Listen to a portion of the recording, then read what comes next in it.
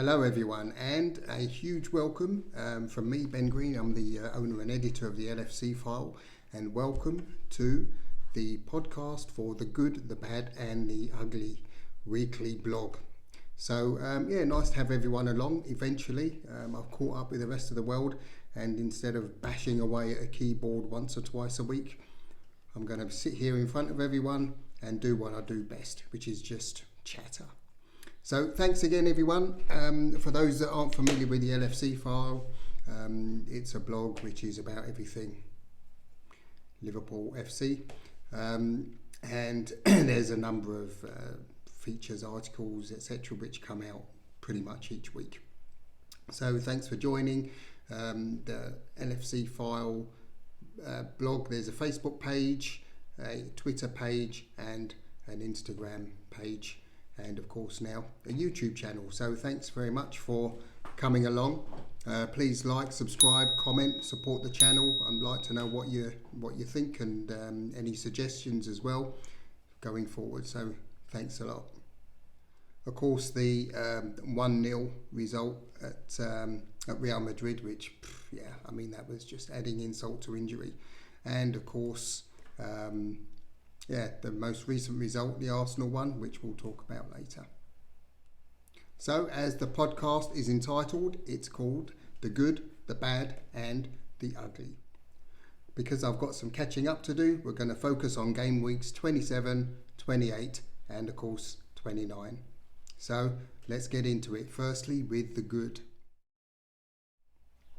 Surprisingly enough for me, the good is going to be the 0-0 draw against Chelsea. And what was so good about that, I hear you say? Well, simply because we didn't lose. And I think there must have been a run of, I don't know how many results, since beating Man United 7-0. There was the 1-0 loss at Bournemouth, which is pretty much typical of the team this season. I think you'll all agree. Then there was the 4-1 loss against Man City, which we'll discuss in the ugly. But yeah, what can you say? Drab result, 0-0. I think VAR saved our arses on a couple of occasions, and we often complain about VAR, but I think it's earned us a couple of points there, to be fair. So yeah, all in, it's got to be better than losing. What pleased me was Klopp made a couple of changes. He stuck Joe Gomez in at right back in place of Trent Alexander-Arnold, or Prince, as my other half seems to call him. And of course we had Tsimikas in at left back in place of Andy Robertson. And to be fair, I think it worked pretty well.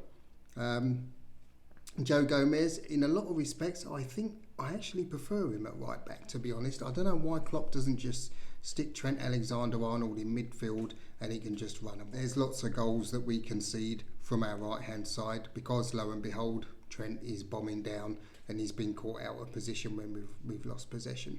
So it's nice that Gomez is there, a bit of solidity, a bit more defensive discipline. I'm not sure if we can say the same for Tsimikas at left back, but he is an option. I think he's very good crosser of the ball as well. Tries hard, and he loves Liverpool. So for me, this is half the battle won. Now for the bad. That's got to be the City result, 4-1. Yeah, Trent had a terrible game. Andy Robertson wasn't really much better, to be honest. The whole team just looks completely jaded this season. And yeah, you could understand the changes that Klopp made for the Chelsea game, thoroughly justified in my opinion. When Mo slammed in the first goal, I thought, happy days. We're going to turn things round here. But how wrong I was. Yeah, Haaland didn't start for Man City, and most people probably thought, yes, we're going to get a result out of this, especially when Mo Salah got us into the lead. However, it wasn't to be. Alvarez equalised, no surprise, and I think when De Bruyne got that early one in the second half, I thought, oh my God, here we go. But the worst thing was just the performance. Yeah, everyone was just flat. Yeah, Fabinho was non-existent in front of the defence. Yeah, Trent Andy Robertson, just miserable. The whole team, it was just disjointed. Yeah, and I think we were just there for the taking for Man City. It was a pretty easy result for them, to be fair, and pretty miserable for most Liverpool fans. To be honest, I didn't really expect much coming into this game. And as for Van Dijk and Konate in the middle, completely devoid of, just seems like the team's just devoid of confidence. Yeah, what can we say? We move on. For the ugly. To be honest, there isn't anything ugly. You could argue that the Man City result was pretty ugly, but no, there's nothing really I could say is ugly per se. You could argue that Liverpool pulling out of the race for Jude Bellingham, yeah, ugly, more bad, but not exactly a surprise, to be honest. I can't see where Liverpool's going to get the money. It's clear that FSG don't seem to have... it's not to say that they haven't got the willingness. I think at the moment there isn't anyone that the club can sell for a massive amount of money to finance the move. Let's face it, FSG, they're not pulling 100 million euros or pounds or whatever it's going to be out of their pocket without selling someone to get some of their hefty wedge back. So I'm not surprised that they've pulled out of the race. I think it's only honest, to be fair. And for those that follow the blog, you know that instead of having ugly, we also have smugly, which is when something has actually gone our way. Clutching at straws this week, but smugly instead of ugly, I would say. Yeah, it's got to be the Arsenal result. Cracking game. What can I say? 2-2, and going into the break 2-0 down. It was like, oh man, here we go again. And Arsenal are looking a particularly strong side this season, I have to admit. So yeah, to come back and to equalise, and actually to have Ramsey probably make the goalkeeping display of the season. I think that sums us up. We were unlucky not to get 3 points from that game, to be honest. An Arsenal fan of mine, he said, mate, we were on the ropes, and they were. I think Liverpool easily deserved to get 3 points. If we'd have won, I don't think Arteta could have complained, to be honest. The second half was, I wouldn't say vintage Liverpool, but you could see at half-time, I think Klopp had probably given them a bit of a gin, to be fair. So, yeah, all fair play to the man. And, yeah, great performance. Salah played well, bringing Firmino on for the last, 10, 15 minutes. Masterstroke. I don't know why he didn't start, to be honest. To be fair to Gakpo, I think he's all right.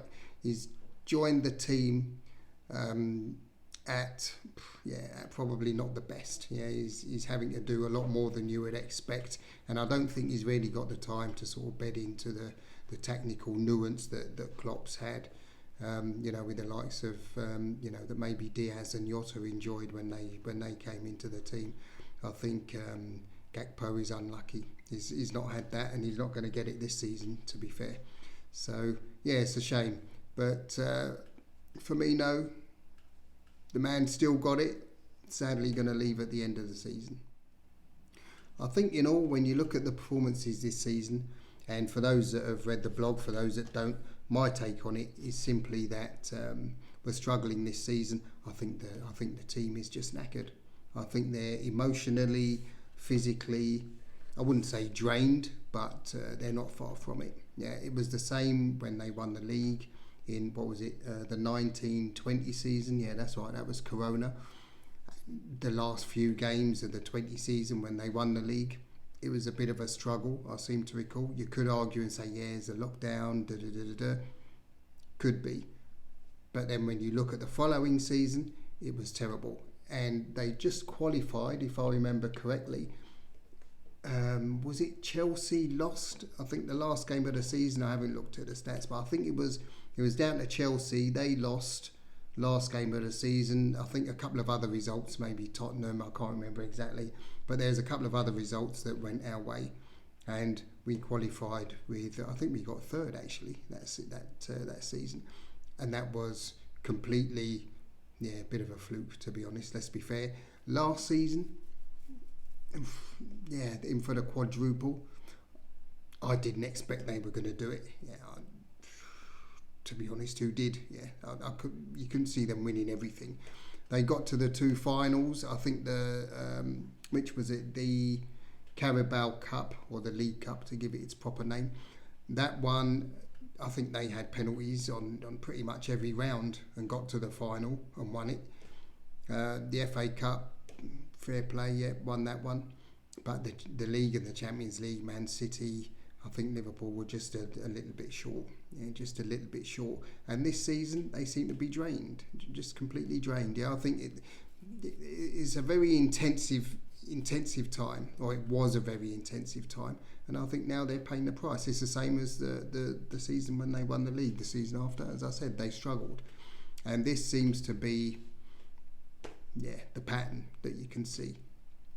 A couple of friends here in Germany, in good old Deutschland, they've said to me, it was the same with Dortmund as well. Yeah, the players were pretty much worn out. Yeah, it's an intense brand of football that he plays. I think he's toned things down a lot since the Dortmund days. I think it's a much more cultured game that he plays these days.